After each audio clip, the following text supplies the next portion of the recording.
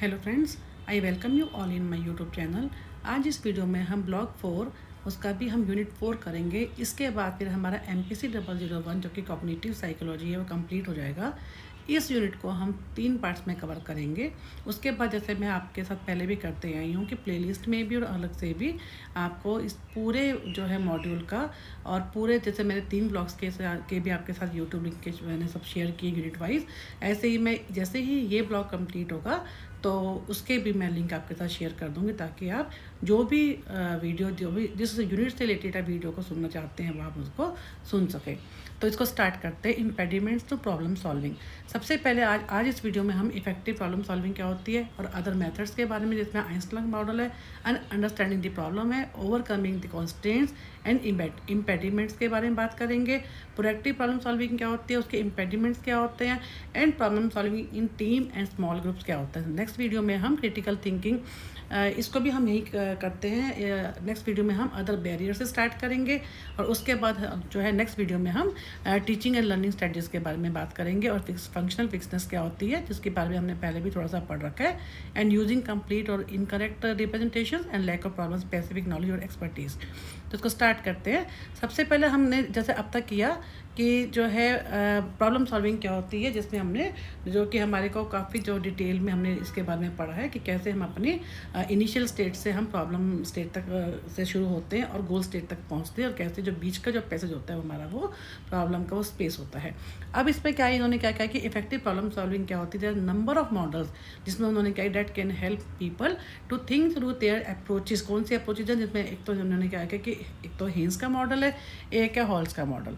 इसमें क्या कि हेन्स का मॉडल जो है वो क्या कहता है, जो प्रॉब्लम है उसके लिए सबसे पहले उन्होंने क्या कहा कि इसको हम 3 तरह के इन्होंने कहा कि there 3 step approach in the form of reflective question. इनमें 3 तरह के 3 स्टेप इन्होंने अप्रोच कहा है, जिसमें इन्होंने क्या कहा है कि जब हम प्रॉब्लम को हम डील करते हैं, सॉल्व करते हैं, तो उसमें क्या कि when working out a solution to the problem there are few questions one should pose to oneself, and कौन कौन से है वो, if this particular solution is considered what will be the consequences and would there be benefits viz harmful effects. इसको मैं आपको simple तरीके से बताती हूँ कि 3 स्टेप में कौन कौन से स्टेप आते हैं, जिसमें सबसे पहले क्या होता है कि कॉन्सिक्वेंसेज क्या है प्रॉब्लम के जो हम सॉल्व कर रहे हैं, चाहे वो शॉर्ट टर्म है चाहे वो लॉन्ग टर्म है, जो दूसरों के ऊपर क्या है उसका कॉन्सिक्वेंस होगा जब हम उस प्रॉब्लम को सॉल्व करते हैं, और सिंपल क्या है उसके बेनिफिट्स क्या होंगे वो होंगे।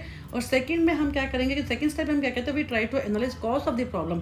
जो प्रॉब्लम का जो कॉज है वो क्या है, विच फैक्टर्स आर रिस्पॉन्सिबल, जो कि नेसेसरी हैं जो हम उनको करेंगे। थर्ड स्टेप पे हम क्या करेंगे, हम क्या करते हैं उसके अंदर प्रॉब्लम को सॉल्व करते हैं, actually we solve the problem उसको एंड प्रिपेयर फॉर रिकमेंडेशन। तो सिंपल जो है जो हेन्स का जो 3 स्टेप मॉडल है, इसमें इन्होंने क्या कहा है कि फर्स्ट स्टेप पे हम क्या करते हैं, हम अपने आप से भी हम पूछते हैं कि कैसे उस प्रॉब्लम को सॉल्व करें, प्रॉब्लम क्या है उसको डिफाइन करते हैं, उसके जो गैप होता है डिज़ायर्ड का जो हम चाहते हैं आउटपुट उसका, और जो हमारे पास जो करेंट स्टेट होती है उन दोनों को उनका भी हम क्या करते हैं उसका डिफरेंस हम देखते हैं। तो सबसे पहले स्टेप तो हमारा यही होता है कि इन्होंने 3 स्टेप की बात की है कि सबसे पहले हम क्या करते हैं प्रॉब्लम को आइडेंटिफाई करते हैं, उसके ऊपर प्लानिंग करते हैं, उसका जो गैप होता है जिससे हमारे को जो प्रॉब्लम स्टेट होती है और हमारे को जो है वो स्टेट तक पहुंचने के लिए पूरा उसको स्टेप बाय स्टेप के बारे में सोचते हैं। सेकंड स्टेप में जैसे मैंने आपको बताया कि कॉज क्या होता है और कौन से फैक्टर्स उसके रेस्पॉन्सिबल है उनकी बात करते हैं, और थर्ड में उसके क्या करते हैं हम कि सॉल्व करते हैं प्रॉब्लम को जो है रिकमेंडेशन करते हैं। नेक्स्ट है हॉल मॉडल। हॉल का मॉडल क्या है, इनमें क्या है कि offers a set of questions that educators can use to help consider all things before deciding what they ought to do when confronted with an ethical problem। जब ethical problem की वो बात करते हैं तो उस समय हमारे को क्या क्या हमारे को चीज़ों को जो एजुकेटर कौन होते हैं उसको सॉल्व करते हैं, तो वो कहते हैं कि उनका क्या क्या बातों को वो कंसीडर करना चाहिए। फर्स्ट क्या, what is the basic issue concern with the problem, जो हम जो प्रॉब्लम को हम फेस कर रहे हैं वो उसका मेन इशू क्या है, एंड उसका रिस्क क्या है, what principle is at risk, and who will benefit, say benefit किसको होगा, and will benefit be more than harm, कि जब बेनिफिट्स होंगे क्या वो जो हमें नुकसान होगा उससे ज़्यादा होंगे। तो कहने का मतलब क्या है कि इन्होंने क्या कहा है कि मेनली इनका कहने का मतलब है कि समटाइम्स क्या होता है कि हम सिंपल सॉल्यूशन को हम क्या करते हैं छोड़ देते हैं और नए को हम उन्होंने बेसिकली क्या माइंड सेट के ऊपर कहा है कि ये जो हम जो प्रॉब्लम को सॉल्व करते हैं उसके पीछे हम एथिकली हम किन किन बातों को, जब कोई प्रॉब्लम हमारे सामने आती है हम उसको कन्फ्रंट करते हैं जैसे, तो क्या क्या क्वेश्चन हमारे दिमाग में आते हैं कि हमें ये सब चीज़ों को हम सोचते हैं। तो इसके बाद इन्होंने क्या किया कि other method for problem solving method दूसरे कौन कौन से हैं। अभी हमने 2 मॉडल के बारे में बात की, Haynes model and Halls model. Next हम बात कर रहे हैं कि आइंस्टीन मॉडल कौन सा होता है। आइंस्टीन का जो मेथड है, इसमें आइंस्टीन मेथड हमें क्या कहता है कि नॉर्मल जो ह्यूमन बींग्स होते हैं वो उनकी एक टेंडेंसी होती है कि जो प्रॉब्लम को एक ट्रेडिशनल वे में जिस तरीके से हम सॉल्व करते आए हैं हम उसी मेथड को ही यूज़ करते हैं, हम उसके बाहर सोचते ही नहीं हैं। कोई भी प्रॉब्लम जो होती है जो हमने जिस तरीके से हमने पहले सॉल्व की होती है, जो एक तरीका हमने पहले अडॉप्ट किया होता है, हम सेम तरीके को ही अडॉप्ट करते हुए उस नई प्रॉब्लम को भी फेस करते, उसको सॉल्व करते, उन्हीं स्टेप्स को हम यूज़ करते हैं। तो इसको हम पढ़ते हैं कि it is the term used by the gestaltist ने लोगों ने इसको यूज़ किया था इस टर्म को to describe the tendency to set the mind into routine approach to problem solving. कि हम एक रूटीन अप्रोच को हम फेस करते हैं कि उसी तरीके से हम प्रॉब्लम को सॉल्व करते हैं। When we considered Wertheimer laboratory problem जो हमने इन्होंने लैब में अपनी जो है प्रॉब्लम को सॉल्व किया था, we noted that sometimes previous experience can blind a person to simple solution. कई बार क्या होता है, इन्होंने ये क्या देखा कि हमारे जो प्रीवियस एक्सपीरियंस होता है उससे क्या होता है, हमारे जो सिंपल सोल्यूशन होते हैं हम वो भी नहीं ढूंढ पाते। भले ही जो वो प्रीवियस एक्सपीरियंस थोड़ा टफ है लेकिन हमारे को नए सोल्यूशन ढूंढने में हमको ब्लाइंड कर देता है। कहने का मतलब है कि हम उन्हीं चीज़ों को पे ही स्टिक रहते हैं जिस ढंग से हमने उनको पहले सॉल्व किया था। The experiments of Lutyens' experiment are among the most interesting demonstration of the way in which repeating a particular problem solving method can make a person blind to alternative ways of solving the problem।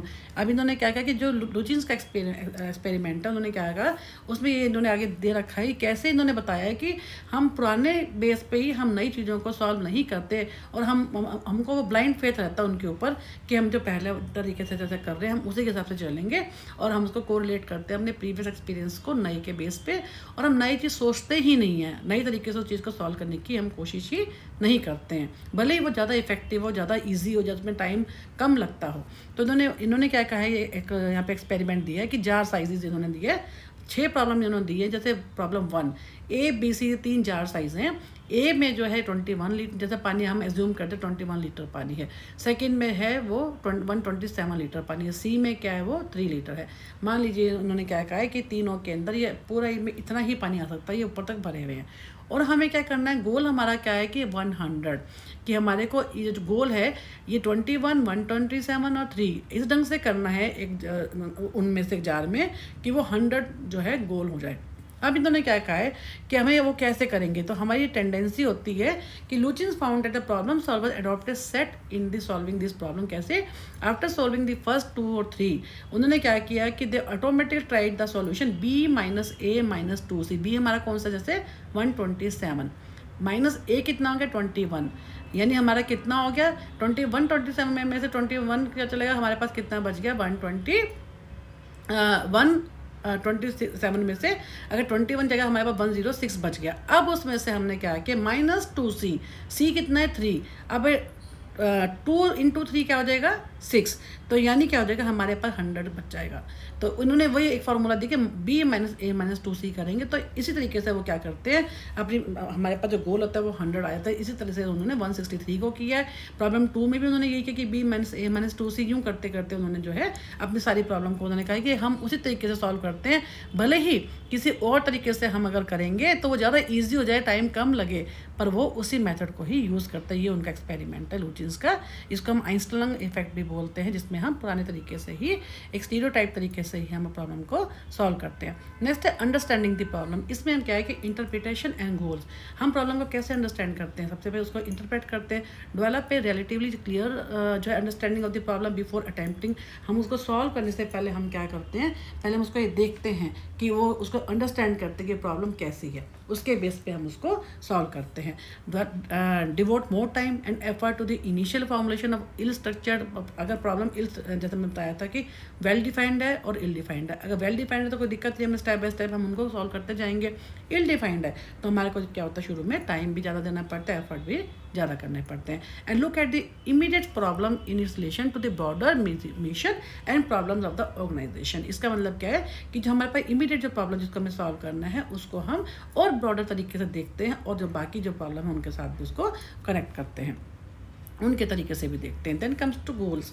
Goals में क्या, adopt a broader range of goals for problem solving. उनके जो हम गोल रखते हैं वो ज़्यादा broad रखते हैं। And when solving problem in groups, जब ग्रुप्स में हम प्रॉब्लम को सॉल्व करते हैं, have less personal stake in any preconceive solution.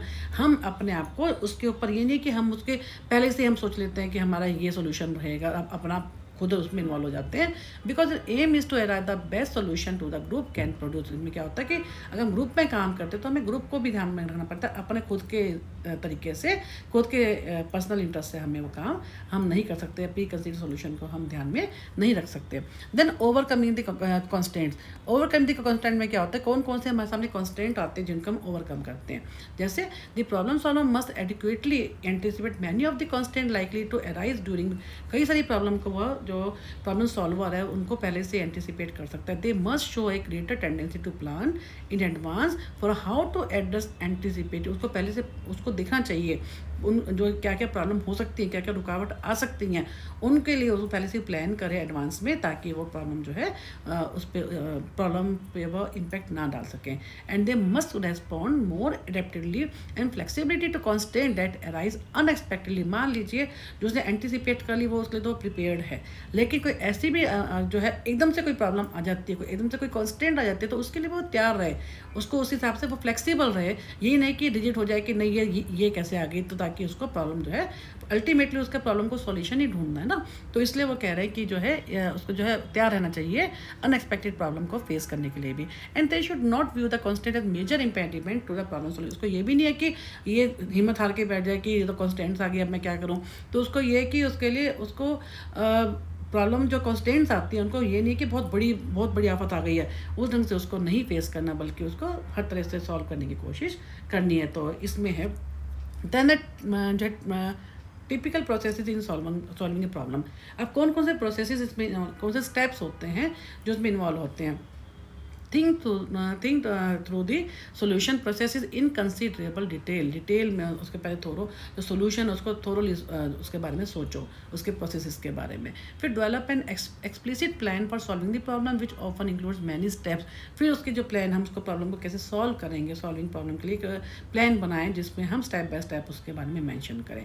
Then collect comprehensive amounts of relevant information from liable resources as part of the developing and implementing their solution plan. अब जो solution हमें जो चाहिए उससे related जो हमें कौन कौन से रिसोर्सेज चाहिए जो जिससे हमारे को हम अपनी प्रॉब्लम के सॉल्यूशन तक पहुंच जाएं, उससे कॉम्प्रिहेंसिव डिटेल में उसके बारे में रेलेवेंट इन्फॉर्मेशन हम उसको कलेक्ट करें अपने रिसोर्सेज से, चाहे हम जो है आपस में लोगों से बात करके करें या जैसे भी अपने नॉलेज बेस को हम यूज़ करें। तो कहने का मतलब है कि हमारे को सॉल्यूशन तक पहुँचने के लिए अपने उन रेलेवेंट इन्फॉर्मेशन को हमारे को कलेक्ट करना है कॉम्प्रिहेंसिव वे में। And monitor progress. फिर हमने जो है हम जो काम कर रहे हैं प्रॉब्लम पे और जो हमने जो प्लान बनाई है उसको जो है उसके हिसाब से हम अपनी जो प्रोग्रेस है उसको मॉनिटर करें और देखें कि आउटकम जो है वो सेटिस्फैक्ट्री भी है या नहीं है।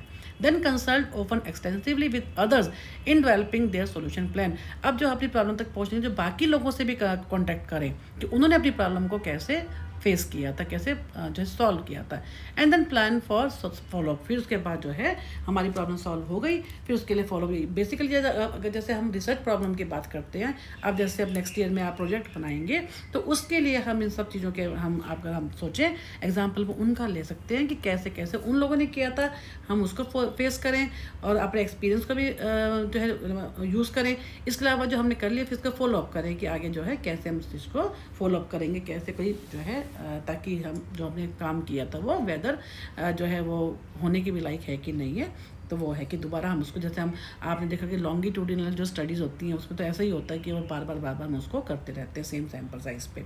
तो ये होता है। अब क्या इम्पेडिमेंट्स, कौन सी रुकावट आती हैं बीच में, इम्पेडिमेंट्स कौन कौन सी हैं, जिसमें क्या है कि solving problem is a complex process होता है and each of us is better at the skills required. काफ़ी जो है हर स्टेज पे हमारे को स्किल्स की रिक्वायरमेंट होती है।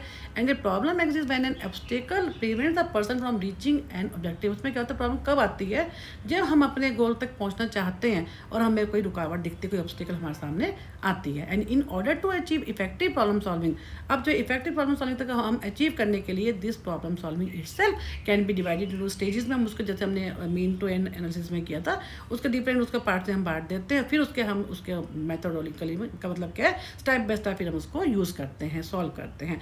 And solving problem effectively requires a controlled mixture of analytical and creative, क्योंकि हम कोई भी प्रॉब्लम को जब सॉल्व करते हैं तो एनालिटिकल स्किल को जैसे में हमने उसको किया था जो है, एक तो ह्यूरिस्टिक को किया था और एक दूसरे को जो उसमें कौन सा था, ये मतलब कि कहने का मतलब कि हम तो स्टेप बाय स्टेप हम चीज़ को अपनी एनालिटिकल स्किल्स को भी हम यूज़ कर सकते हैं। और दूसरा और इसके अलावा जो है क्रिएटिव थिंकिंग है, जिसमें हम डाइवर्जेंट थिंकिंग हमारी होती है, हम आउट ऑफ बॉक्स सोचते हैं, थोड़ा हम नॉवल थिंकिंग होती है। तो कहने का मतलब कि कोई भी प्रॉब्लम को सॉल्व करने के लिए हमें एनालिटिकल स्किल्स को भी यूज़ करना है, साथ में जो है क्रिएटिव थिंकिंग को भी यूज़ करना है। हम ह्यूरिस्टिक्स को भी हम यूज़ करते हैं और हम एल्गोरिथम को भी हम यूज़ कर सकते हैं। देन उन्होंने क्या कि the following are the list of some reasons why people fail to find effective solution. किस कारण से कुछ उन्होंने दे रखे हैं कि ये लिस्ट है जिसके कारण से जो है पीपल जो होते हैं अपने इफेक्टिव सॉल्यूशंस को नहीं जो है ले पाते। जैसे उन्होंने कहा नंबर 1 पे नॉट बीइंग मेथोडिकल, जैसे लोग क्या होते हैं उनका प्रॉपर जो है मेथोडोलॉजी होती है, वो कोई भी वो काम करते, कोई भी रिसर्च करते, कोई प्रोजेक्ट होता है, कुछ भी काम करते, सबसे पहले एक मेथड होता है प्रॉब्लम सॉल्विंग का कि एक मेथोडोलॉजी को प्रॉपर यूज़ करेंगे तो आराम से जो है प्रॉब्लम जो है आराम से जो है सॉल्व हो जाती है। एंड लैक ऑफ कमिटमेंट, अब क्या है कमिटमेंट बहुत ज़रूरी है कि हमें जब प्रॉब्लम को सॉल्व करना है, कोई कमिटमेंट भी बहुत ज़रूरी है। मिस इंटरप्रेटिंग, जो प्रॉब्लम को इंटरप्रेटिव वो गलत करते तो सॉल्व कैसे होगी। Lack of knowledge of techniques and processes, जो टेक्निक यूज़ कर रहे हैं, जो प्रोसेस यूज़ कर रहे हैं वो भी क्या है, वो गलत है, उसको नॉलेज ही नहीं है उस चीज़ की। And inability to use the technique effectively, अब उनमें जो टेक्निक उनके पास है उनको यूज़ करने की जो है इनएबिलिटी नहीं है। मोर लेस जो है ये पॉइंट जो है रिपीटेटिवली हैं। And using a method inappropriate to the particular problem, उस प्रॉब्लम को सॉल्व करने के लिए पर्टिकुलर मेथड चाहिए वो भी जो है इनअप्रोप्रिएट है। इनसफिशिएंट और इनएक्यूरेट इन्फॉर्मेशन, उनके पास जो information that is also insufficient and inaccurate. And inability to combine analytical and creative thinking, अब उनके पास एनालिटिकल थिंकिंग भी है और क्रिएटिव हो सकते हैं लेकिन उतना उनके अंदर दोनों को कंबाइन करने की भी एबिलिटी नहीं है। And failure to ensure effective implementation, अब सब कुछ होने के बावजूद भी उनको इम्प्लीमेंट करना नहीं आता। तो ये हमारा क्या होगा इम्पेडिमेंट्स के बारे में। नेक्स्ट है productive problem solving, and again क्या आ जाएंगे इम्पेडिमेंट। जो है प्रोडक्टिव प्रॉब्लम सॉल्विंग क्या होती है, अब इसमें क्या कि let us consider what is required for productive problem solving. इसमें क्या होता है, कौन सी प्रॉब्लम को जो हम कह सकते हैं कि जो है प्रोडक्टिव होती है। जैसे एक क्लियर डिस्क्रिप्शन, जिसको जो ऐसी जो प्रॉब्लम होती है उसकी डिस्क्रिप्शन होती है जो एकदम क्लियर होती है, उसके जो है उसका टाइटल है, उसको हमने कैसे सॉल्व करना है, स्टेप बाय स्टेप हमें एकदम क्लियर होती है कि हम क्या उनका विज़न है, क्या उनका मिशन है, कैसे उस चीज़ को वो करना है। तो डिटेल होती है, एकदम डिस्क्राइब होती है, उसका जो टाइटल है उसका कैसे उसको सॉल्व करना है वो एकदम क्लियर होता है। And description of the limiting factors involve, कि वो कौन से ऐसे नेगेटिव फैक्टर्स पे इम्पैक्ट डाल सकते हैं, तो वो भी उसमें क्या होते हैं इन्वॉल्व होते हैं। और डिस्क्रिप्शन ऑफ कंस्ट्रक्टिव फैक्टर, जो कि पॉजिटिव फैक्टर जो उसको हेल्पफुल होते हैं उसको सॉल्व करने में, वो भी उसमें इन्वॉल्व होते हैं। And a clear delineation of the ownership of the problem, whose problem is it, okay, जो किसकी वो ओनरशिप है, कौन है उसमें इन्वॉल्व, किसके माइन है, यूअर्स है, किसी और के, माई बॉस के, माई स्पाउस के, जैसे उन्होंने कहा है ना उस टाइप से। And a clear description of the scope of the, उसका जो स्कोप क्या है प्रॉब्लम का, कि हाउ एक्सटेंसिव है प्रॉब्लम इज इट, कितनी एक्सटेंसिव है, उसको आगे हम कैसे यूज़ कर सकते हैं, क्यों हम इस चीज़ को कर रहे हैं, how long has this problem existed, कितना रहेगी ये प्रॉब्लम, कब से चली आ रही है, and how many people are affected, कितने लोग उससे अफेक्ट हो रहे हैं। तो इस टाइप से जो है डिटेल उसमें होना चाहिए। एंड एक clear description of the consequences, जो है उसमें जो प्रॉब्लम को सॉल्व कर उससे कॉन्सिक्वेंसेज जो है फर्दर क्या होंगे वो डिटेल उनमें सब कुछ होना चाहिए। A list of brainstorm solution to the, हमें और प्रॉब्लम को सॉल्व करने के लिए हमारी ब्रेनस्टॉर्मिंग भी जरूरी है, ताकि हम उस चीज़ को, तभी तो हम उस चीज़ को सॉल्व कर पाएंगे। And a system of ranking is solution to finalise the decision making, अब जो हमारे को सोल्यूशन के हमने डिफरेंट स्टेप मिल गए, उनको रैंकिंग कि हमने कब कब कैसे कैसे किस किस को यूज़ करना है। अब इसके क्या है कि it is always ideal to brainstorm the problem and to do this one should follow the कौन कौन से रूल्स को एक्सप्रेस ऑल दी आइडिया, जो भी आइडिया आए हैं हमारे दिमाग में हम उनको एक्सप्रेस करें। Deem no idea too wild to be consider, फालतू के जो आइडिया हैं उनको हम ना लें। और quantity is important, every idea that comes to mind should be include, जो भी हमारे दिमाग में कोई भी आइडिया आता है उसको हम इंक्लूड करें। इसके बाद getting together with others to, दो लोगों से बातचीत करें ताकि हमारी अच्छे से ब्रेन स्टॉर्मिंग हो और जो हमें चाहिए हमें मिल जाए। एंड क्रिटिसिज्म और negative evaluation regarding any data is forbidden until brain storming is complete, जो फालतू के आइडिया होते हैं उनको हम अपने दिमाग में ना आने दें, उनको क्रिटिसाइज करके निकाल दें नेगेटिव इवेल्युएशन के टाइम पे। अब उसमें क्या होता है, some of the question one should ask of oneself, खुद से भी जो है ये क्वेश्चन पूछना चाहिए कि एम आई प्रोक्रास्टिनेटिंग का मतलब क्या है कि मैं किसी चीज़ को आगे बढ़ने के लिए टाल तो नहीं रहा कि am I procrastinating, then am I avoiding the problem, क्या मैं प्रॉब्लम को अवॉइड कर रहा हूँ, क्या मैं डिनाई मोड में हूँ, और एम आई शटिंग डाउन, क्या मैं उस चीज़ को चाहता ही नहीं हूँ, या जो है मेरी जो क्रिएटिविटी है उसको मैं ब्लॉक कर रहा हूँ, एम आई इग्नोरिंग इट, क्या मैं इस चीज़ को इग्नोर कर रहा हूँ, एम आई यूजिंग मैजिकल, क्या मैं फैंटेसी को यूज़ कर रहा हूँ कि हाँ हाँ ऐसे हो जाएगा तो मैं ऐसे करूँगा तो ऐसे हो जाएगा। तो इन्होंने अपने आप को भी जो है उसमें इन्वॉल्व करने के लिए कहा है कि जब भी हम कोई प्रॉब्लम को सॉल्व करते हैं हमें खुद से भी क्वेश्चन करने चाहिए। देन क्या इम्पेडिमेंट्स टू अगेन जो है इम्पेडिमेंट्स है ए येस बट एटीट्यूड, कि हाँ ये मैं कर लूँगा, ये नहीं कि हर चीज़ से हमें पीछे हटना है, हाँ ये मेरा होना चाहिए। देखिए इम्पेडिमेंट में क्या होता है, बट ए यस तो ठीक है हाँ मैं कर, लेकिन बट हो तो जाएगा, लेकिन तो ये क्या, ये एटीट्यूड नहीं होना चाहिए। Intellectual defensiveness, close to new idea, नए आइडियाज़ को लेना चाहिए। इंटेलेक्चुअल डिफेंसिवनेस को अब खुद को जो है डिफेंड नहीं करना चाहिए कि नहीं, कि जो है ये सब इम्पेडिमेंट्स है बहुत बड़ी, कि हमारे को जैसे हम इंटेलेक्चुअल ब्लॉक्स भी करेंगे आगे तो वो सब चीज़ें नहीं होनी चाहिए, खुद को डिफेंड नहीं करना चाहिए। Fear of being perceived as being इनका, खुद में ये डर नहीं होना चाहिए कि मैं इनकम्पिटेंट हूँ। फिर of one side ideas being accepted, दूसरों के आइडियाज़ को एक्सेप्ट करना चाहिए, ना कि उनको एक्सेप्ट करना चाहिए। Inability to be objective about the problem, हमें जो है ऑब्जेक्टिविटी पे जो प्रॉब्लम में किसी तरीके को बायस नहीं आना चाहिए, लेकिन कई लोग क्या होते हैं उस टाइप की उनमें इनएबिलिटी होती है कि वो ऑब्जेक्टिविटी को नहीं देख पाते। फियर ऑफ बीइंग रॉन्ग, गलत होने का डर। Inability to be creative imaginative, हमारी उस टाइप की जो इनएबिलिटी होती है, तो उस कारण से भी क्या होता है हम अल्टरनेटिव सोल्यूशन को हम नहीं ढूंढ पाते। बीइंग इनफ्लेक्सिबल, अब इसमें क्या है कि हम फ्लेक्सिबल ही नहीं है, हमने जो सोच लिया तो सोच लिया। और not tuning into one's inner child, अपने खुद का जो है इनर चाइल्ड, खुद के जो है उसके साथ हम जो हमारी इनर जो होता था ना अंतरात्मा, उसके साथ हमारी ट्यूनिंग ही नहीं है। And being so Chronicle immersed और इमोशनली स्टक, कई बार कई प्रॉब्लम में हम ज़्यादा इमोशनली स्टक हो जाते हैं, वो भी ये भी सबसे बड़ा इम्पेडिमेंट है। कोई ऐसी कोई केस स्टडी कर रहे हैं जिसमें हमारा खुद का केस है तो थोड़ा हम क्या होता है उस कारण से भी हमें प्रॉब्लम सॉल्व करने में दिक्कत होती है। And believing that one's emotions and feeling about a problem are wrong, ये भी अगेन वही चीज़ है कि खुद की जो फीलिंग है इमोशन है वो रॉन्ग है, जो कि प्रॉब्लम में इम्पैक्ट डालते हैं। Resentment about having to solve the problem, हम उस चीज़ को लेना ही नहीं चाहते, रिजेंट है, दूसरों को ब्लेम करते हैं कि ऐसा हो गया, वो भी गलत है। No desire to own up करने नहीं करना चाहते, हम उस चीज़ को ओनरशिप नहीं लेना चाहते, अकाउंटेबिलिटी नहीं लेना चाहते। Believing that problems are the concern, हम ये सोचते हैं कि ये तो दूसरे का काम है, हम क्यों करें, why have to waste time. फिर है मेंटल और फिजिकल फटीक, ये भी बहुत बड़ा है कि from trying to cope with the problem and finding to know, हमारा मेंटल स्ट्रक्चर ही ऐसा है कि नहीं अगर हम ये काम करेंगे तो हम क्यों पड़े इस फालतू के काम में, उससे हम बचते हैं उस चीज़ से, trying to cope up. Burn out, feeling too stressed anxious और टेंस इन द फेस, हम सोचते हैं कि हम जो है ये काम करेंगे तो हम उनको लगता है कि हम बहुत स्ट्रेस्ड हो जाएंगे, हमें बहुत काम करना पड़ेगा, बहुत एनर्जी लगानी पड़ेगी, तो बेटर इसको सॉल्व करने के बजाय शट डाउन कर दो। And getting so angry about the problem that all energy और attention is drawn to the anger rather than problem, गुस्सा आ जाए छोटी छोटी बात के ऊपर। फिर है फीलिंग जो है sorry for oneself so much that self pity overwhelms and obstruct all creative thinking, हमें खुद पे ही हम वो करते रहे कि नहीं, हम खुद पे अपने खुद पे जाती रहे कि मैं ऐसा क्यों कर रहा हूँ। एंड गेटिंग सो डाउन और डिप्रेस, खुद बहुत लगातार कई बार जब प्रॉब्लम सॉल्व करते करते हैं बहुत परेशान हो जाते हैं तो डिप्रेशन हो जाता है। तो वो सब चीज़ें कि वो सब चीज़ें नहीं होनी चाहिए, डिनाइल नहीं होना चाहिए, हमें हर चीज़ में एक्सेप्टेंस होनी चाहिए। Bargaining in dealing with the problem, for example agreeing to perform certain steps only as long as a solution, जब तक हमारे को सोल्यूशन नहीं मिलता तब तक हमारे को एफर्ट्स करने चाहिए, ना कि बार्गेनिंग की शॉर्टकट मार लेके चलो छोड़ो हमें क्या जरूरत है, सीधा ही हम शॉर्टकट मार के जो है वहाँ तक पहुँच जाए सोल्यूशन तक। तो ये सब चीज़ें उन्होंने कहा है कि इस टाइप के इम्पेडिमेंट्स हो जो है आते हैं प्रॉब्लम को सॉल्व करने में। Then come to problem solving in teams and small group, अगर हम प्रॉब्लम सॉल्व को टीम में करते हैं या स्मॉल ग्रुप में करते हैं उस टाइप से दरकार किन किन बातों को हमें कौन से बैरियर्स आते हैं हमारे सामने, हमें उसको दिखना चाहिए। सबसे पहले there are many things that make a group और टीम फेल क्यों होती है।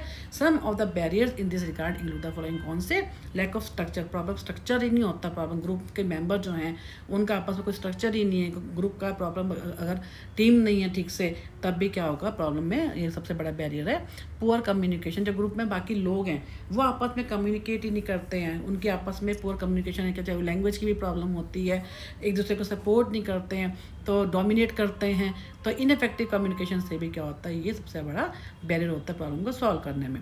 नो कम्युनिकेशन, आपस में लोग आपस में बात ही नहीं करते हैं, this would be problem solving killer, क्योंकि वो कोई बात ही नहीं करेंगे तो प्रॉब्लम सॉल्व कैसे होगी।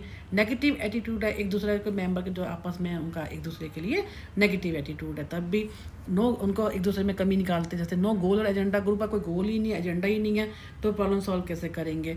फिर क्या है कि लैक ऑफ पार्टिसिपेशन, सब लोग उसमें पार्टिसिपेट ही नहीं कर रहे। कोई अगर मान लो 6 लोगों का ग्रुप है तो 3 लोग पार्टिसिपेट करें, 3 लोग नहीं कर रहे, या 4 कर रहे हैं 2 नहीं कर रहे, तो अगर सबको जो है इक्वली उनको पार्टिसिपेट जब वो करेंगे तभी तो वो प्रॉब्लम सॉल्व होगी ना। तो इसमें क्या कि लैक ऑफ पार्टिसिपेंट भी सबसे बड़ी बात है। देन कम टू जो है in addition to the above other problem, उनमें डैट में फैक्ट द प्रॉब्लम सॉल्विंग कौन कौन से इमोशंस, जैसे हमने अभी पीछे पढ़ा था, अगर इमोशनल होंगे तो भी हमारे को हम कंक्लूजन तक पहुंच ही नहीं पाएंगे, सोल्यूशन हमें मिल ही नहीं पाएगा।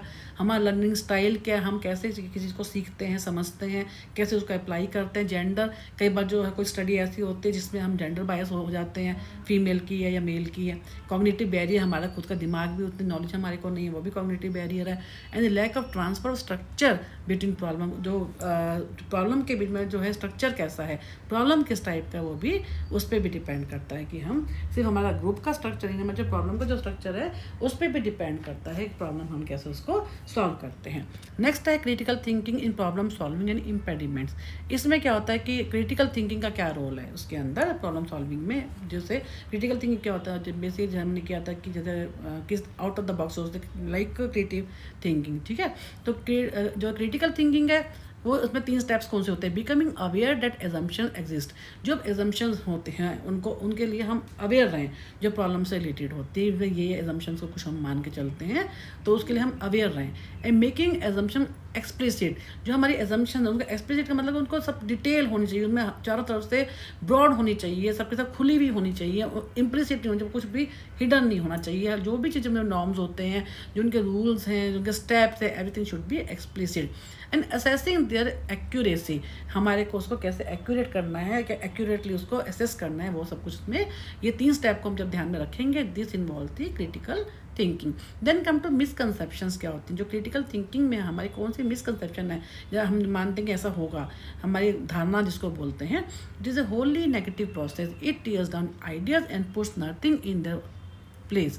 इसका मतलब कई बार है कि हमारे मिसकंसेप्शन होते हैं, अगर हम आउट ऑफ द बॉक्स सोचेंगे तो टोटली नेगेटिव, वैसे हमें कुछ नहीं मिलने वाला। And it will lead to relativist feels, इसमें inability to make commitments to people idea. इसमें क्या होता है, हमें लगता है कि नहीं अगर हम ऐसा करेंगे तो हमारे को लोगों से बेकार में हम कमिटमेंट कर रहे हैं, लोग अपने आइडियाज़ उनके ले रहे हैं, तो ये क्या होता है हमें उस तरफ लेके जाता है हमारे को। And it seem to involve traumatic change, उसमें क्या होता है हम एक उसमें बंधे हुए होते हैं कि अगर हम ऐसा करें, हम प्रीवियस उसको थिंकिंग को, हम ओल्ड जो हमारे आइडियाज़ होते हैं और जो हमारे दिमाग में चले आ रहे हैं, जो हमारे ओल्ड एजम्पशंस होती हैं कि हमें इस टाइम से उसको सॉल्व करना है, हम उसको इस बाहर सोचते ही नहीं हैं, हम उनको छोड़ना ही नहीं चाहते। One is expected to abandon, उसमें हम ये ऐसा होना चाहिए, हमें एक्सपेक्ट करते हैं कि हमें ओल्ड एजम्पशन को हमें छोड़ना चाहिए, लेकिन हाँ कई बार हम उसको नहीं छोड़ पाते। ये हमारी मिसकंसेप्शंस है कि हम उससे बाहर नहीं निकल पाएंगे। अदर फैलेसिस, दूसरी कौन सी फैलेसी, इररेलेवेंट रीज़न, बेकार का तर्क देना। The person's character attach to discredit arguer rather than argument, हम बजाय उसको कि आर्ग्यूमेंट करें, हम उसके साथ जो है कैसे उस प्रॉब्लम को सॉल्व करना है उसके बारे में बात करने के लिए हम क्या करते हैं, उसका कि वो आदमी इस टाइप का है उसके ऊपर फोकस करते हैं, बजाय उसके कि हम प्रॉब्लम को उस पर, जिसका कारण से क्या होता है हमारे जो है वो उस पर इम्पैक्ट आता है हमारे इस पर कि वो कैरेक्टर उसका ऐसा है तो वो ऐसी प्रॉब्लम सॉल्व करेगा। जनरलाइजेशन, कई बार क्या होता है कि हम क्या one event which follows was cause by first, हम ये जनरलाइज कर लेते हैं कि हमने इसको पहले किया था तो हमने जो हमारे रिजल्ट है उसको जनरलाइज कर लेते हैं, जबकि ऐसा नहीं होता। हमें हर चीज़ के हमें नई तरीके से, जो नई प्रॉब्लम को नई तरीके से सॉल्व करके उसको तो तर्क जो होता है, उसको रीज़न जो होता है उसके हिसाब से करना चाहिए, ना कि हम प्रीवियस बेस पे उसको जनरलाइज करते हैं। स्लिपरी स्लोप, इसमें क्या होता है, with an either or approach with leads to non resolving a problem. हमें मान लेते हैं कि अगर स्लिपरी स्लोप का मतलब क्या है कि ये जो अप्रोच अगर हम ले लेंगे, या तो ये लेंगे या वो लेंगे, तो हमें ये प्रॉब्लम हमारी सॉल्व हो ही नहीं पाएगी। तो वास्तव में ऐसा नहीं होता, कई बार हम उस स्टेप्स को स्लिप कर जाते हैं जो कि वास्तव में बेनिफिशियल होते हैं, इंपॉर्टेंट होते हैं। Appeal to emotion, emotional appeal rather than logical reason to persuade. हमें क्या होता है, इसमें क्या होता है कि क्या होता है कि हम कई बार इमोशनली अटैच हो जाते हैं, उसमें ऐसा नहीं होना चाहिए। लॉजिकल रीजंस को भी देखिए फैलेसीज हैं हमारे यहाँ पर कि अपील टू इमोशन, के हम कई बार इमोशनली उसको अपील कर देते हैं, जबकि ऐसा नहीं होना चाहिए उनको, बल्कि लॉजिकल को परसुएट करना चाहिए, जबकि परसुएट कौन सी हो जाती है, इमोशन। तो ये पार्ट 1 को हम यहीं पे ख़त्म करते हैं। नेक्स्ट वीडियो में हम जो है अदर बैरियर से स्टार्ट करेंगे, परसेप्चुअल ब्लॉग से। Thank you all for watching my YouTube channel. और मैं आपको फिर से रिक्वेस्ट करूँगी कि जिन लोगों ने मेरा YouTube channel subscribe and share नहीं किया, मैक्सिमम करें, ताकि मैक्सिमम स्टूडेंट इस चैनल का बेनिफिट उठा सकें।